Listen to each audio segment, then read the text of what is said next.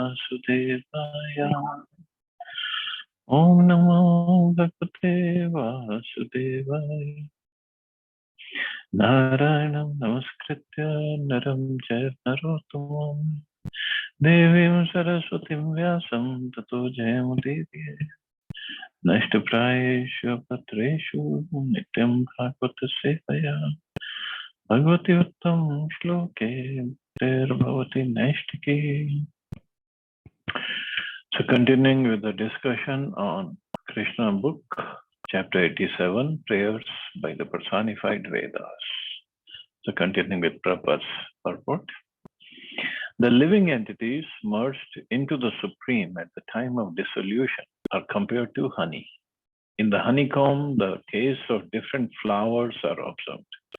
When one drinks honey, one cannot distinguish what sort of honey has been collected from what sort of flower. But the palatable taste of the honey presupposes that the honey is not homogeneous, but is a combination of different tastes.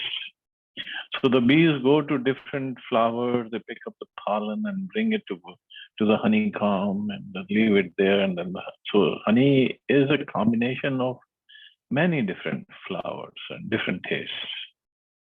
But it's called honey. It's just called one honey. Another example is that although different rivers ultimately mix with the water of the sea, this does not mean that the individual identities of the rivers are thereby lost. Although the water of the Ganges and the water of the Yamuna mix with the water of the sea, the river Ganges and river Yamuna still continue to exist independently.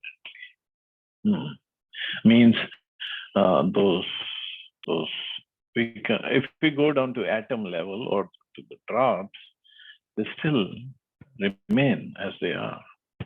The merging of different living entities into Brahman at the time of dissolution involves the dissolution of different types of bodies, but the living entities, along with their different tastes, now taste means along with their different consciousness, their different desires, they remain individually submerged in Brahman until another manifestation of the material world. So the souls, they don't merge into Brahman. The soul remains. This is what we studied in Bhagavad Gita. You cannot do anything to the soul. You cannot cut it to 10 pieces, cannot moist it, cannot dry it, cannot do anything. So even in Brahm Jyoti, the soul remains the same.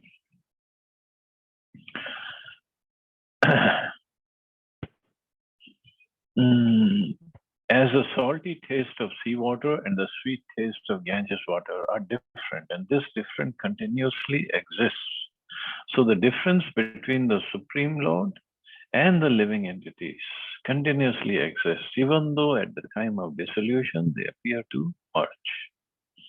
The conclusion is therefore that even when the living entities become free from all contamination of material conditions and merge into the spiritual kingdom, the individual tastes in relationship with the Supreme Lord continue to exist. So even in Brahm Jyoti, they don't just merge and lose the individuality. What to speak of when the living entities become completely purified and go back to the spiritual world, their individual taste in relationship with the Supreme Lord continue to exist. This is wonderful to understand all this. The personified Vedas continue. Dear Lord, it is therefore our conclusion that all conditioned living entities are attracted by your material energy, and that it is only due to their mistakenly identifying themselves as products of the material nature that they are transmigrating from one kind of body to another, in forgetfulness of their eternal relationship with you. So this is our basic problem. We have forgotten our eternal relationship with Krishna, and we are busy with our temporary relationships here. Because of ignorance, these living entities misidentify themselves in species of life. And especially when elevated to the human form of life, identify with a particular class of men or a particular nation or race or so-called religion, forgetting their real identity as eternal servants of your Lordship. Due to this faulty conception of life, they are undergoing repeated birth and death. Out of many millions of them, if one becomes intelligent enough by associating with pure devotees, he comes to the understanding of Krishna consciousness and comes out of the jurisdiction of the material misconception. So, out of many millions of them, if one becomes intelligent, so it's so rare that one comes to this understanding, even in the beginning stages, like we are. It's so rare to come to that stage. In the Chaitanya Charitamrita, it is confirmed by Lord Chaitanya that the living entities are wandering within this universe in different species of life. Brahmanda Brahmite Konam Bhagyavanji. But that if one of them becomes intelligent enough by the mercy of the spiritual master and the supreme personality of Godhead Krishna, then he begins his devotional life in Krishna consciousness. It is said, Harim Vinanam Vritim Taranti. Without the help of the supreme personality of Godhead, one cannot get out of the clutches of repeated birth and death. In other words, only the Supreme Lord, the personality of Godhead, can relieve the conditioned souls from the cycle of repeated birth and death. So it's very rare and it's very fortunate jiva, fortunate living entity who comes to this level of bhakti, devotion service. And he begins his life in Krishna consciousness. The personified Vedas continue.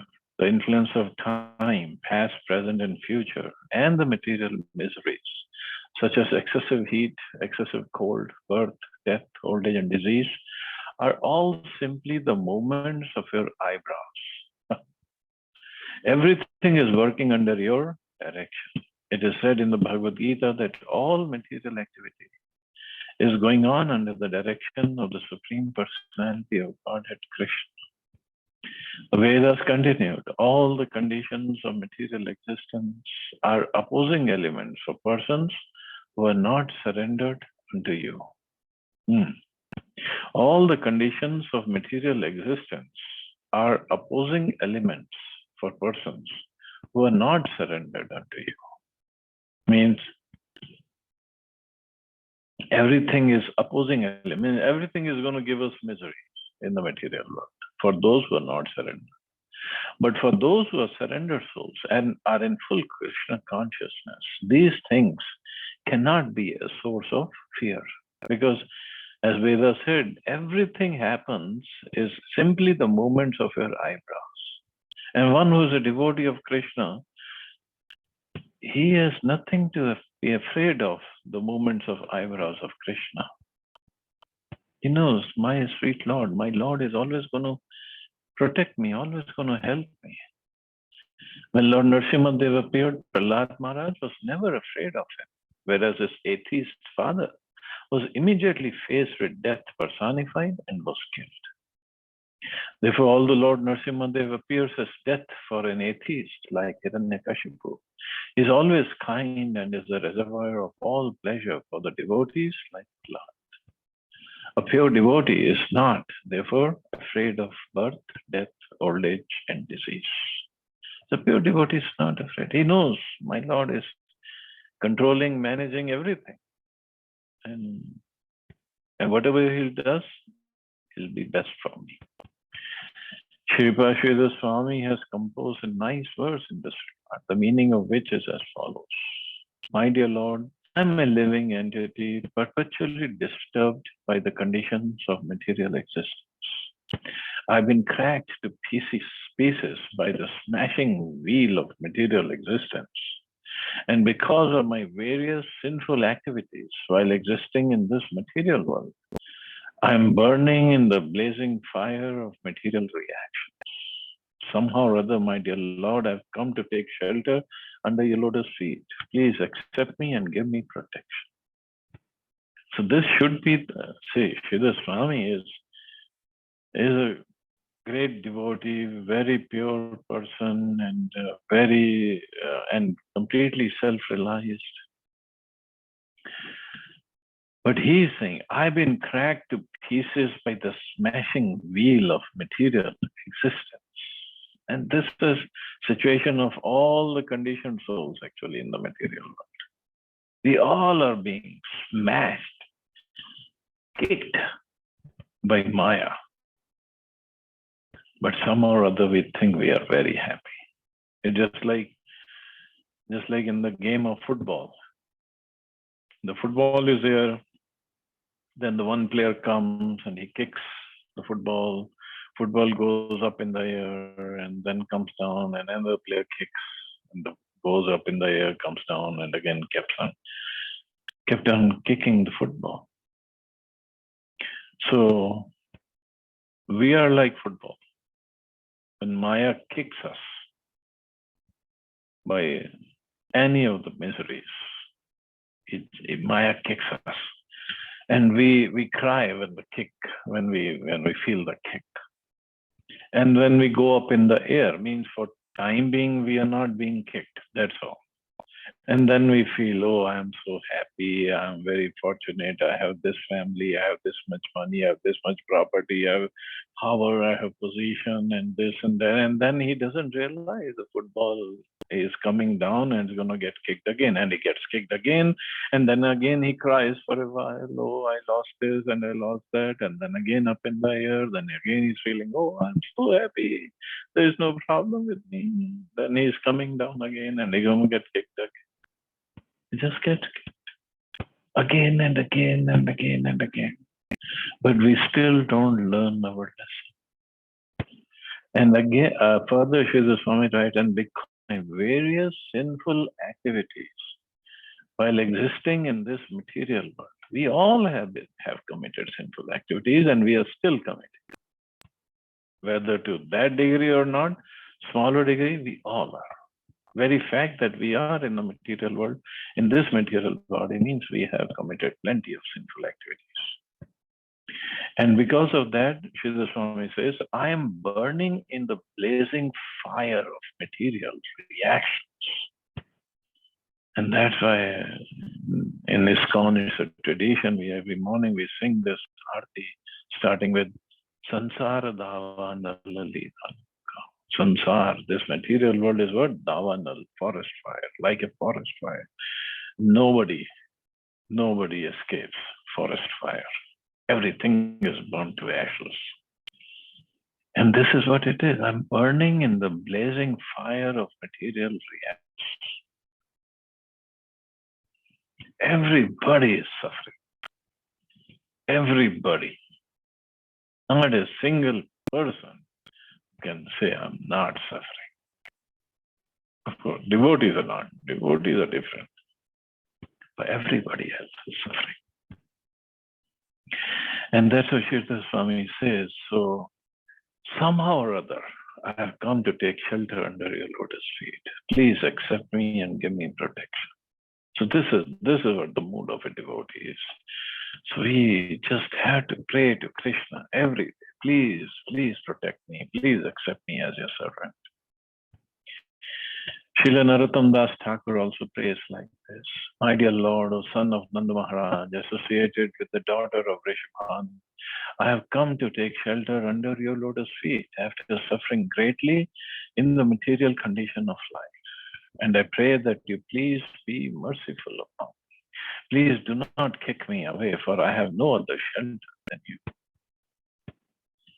For I have no other shelter than you. So Krishna wants to see how many other shelters we have. Whether we are taking shelter of our intelligence, our money, our relatives, our property, our position, demigods, or some other process, Jnana Kand, Karma Kand, Hatha Yoga, this yoga, that yoga, or we are surrendering unto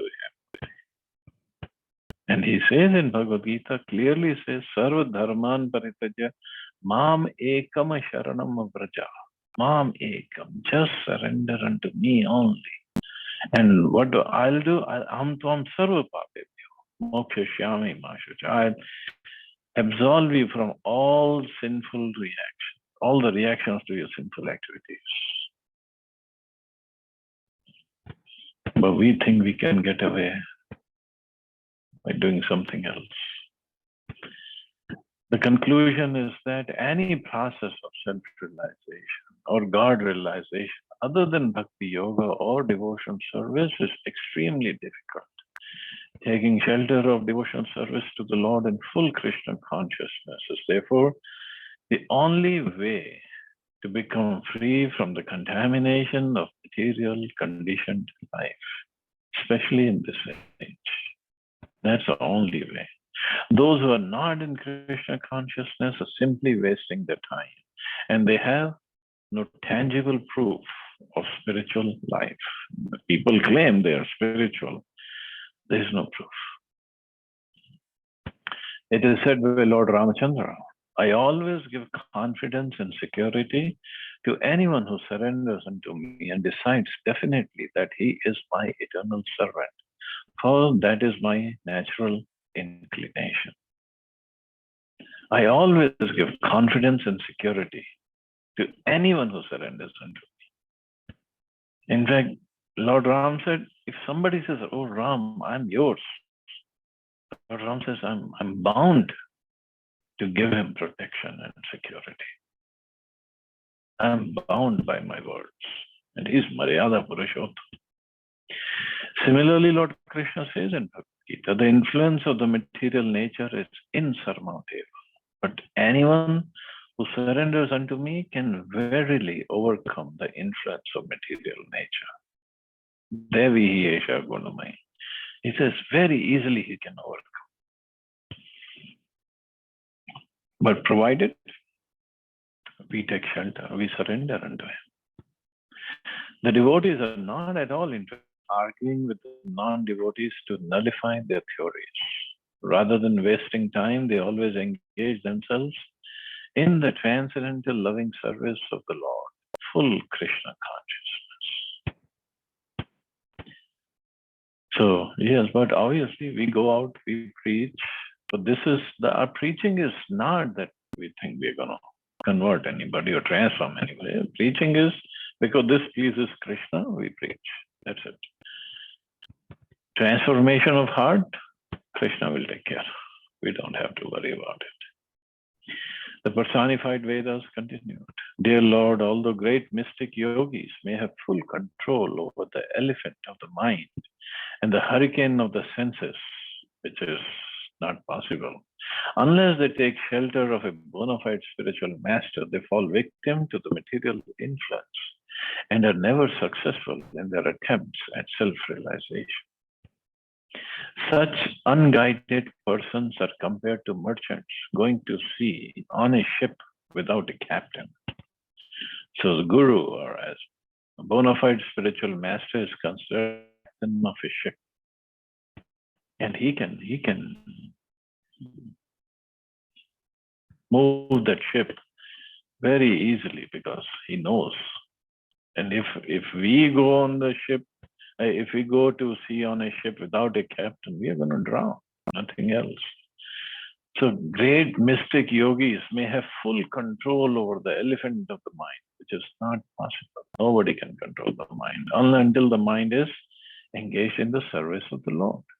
And the hurricane of the senses, how can control the hurricane? Nobody can. Unless they take shelter of a bona fide spiritual master. So this is how important bona fide spiritual master is.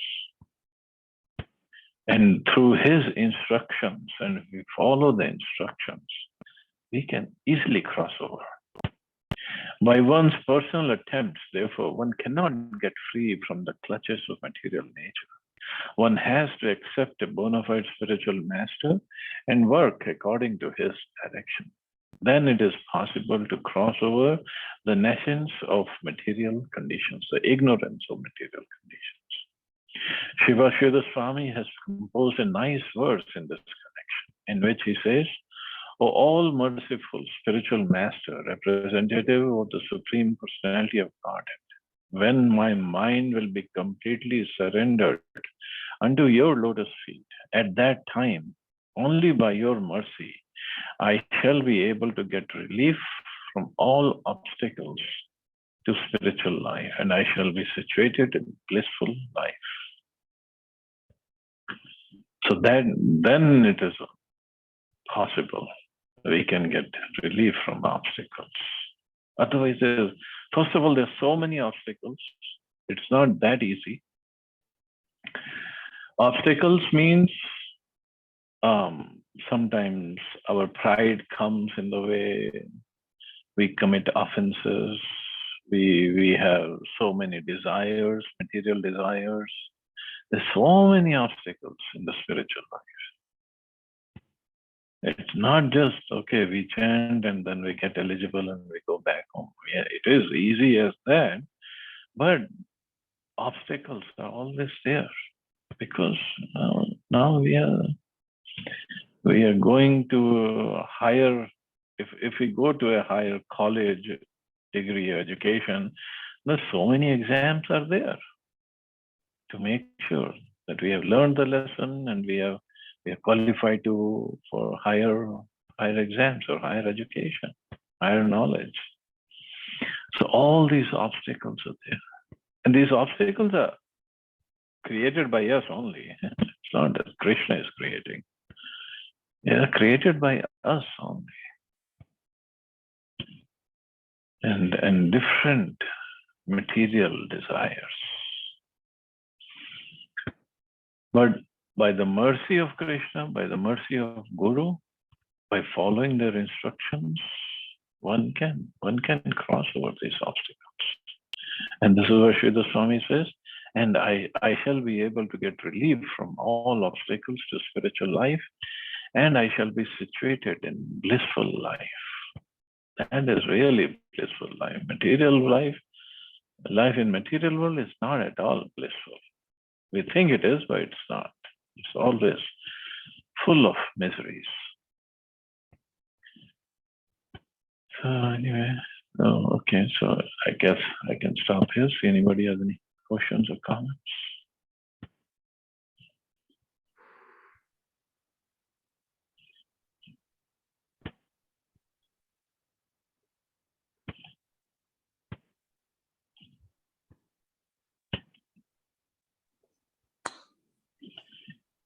Prabhuji, so true.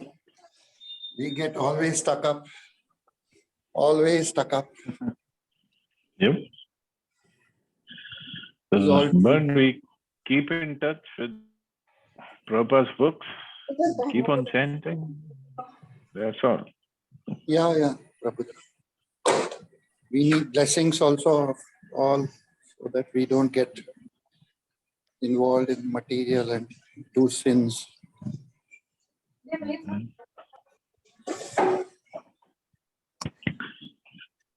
Yeah. Chalo, I guess we can stop here. You all have a safe and wonderful day. Hare Krishna. Jai Shri. Hare Krishna. Hare Krishna. Hare Krishna.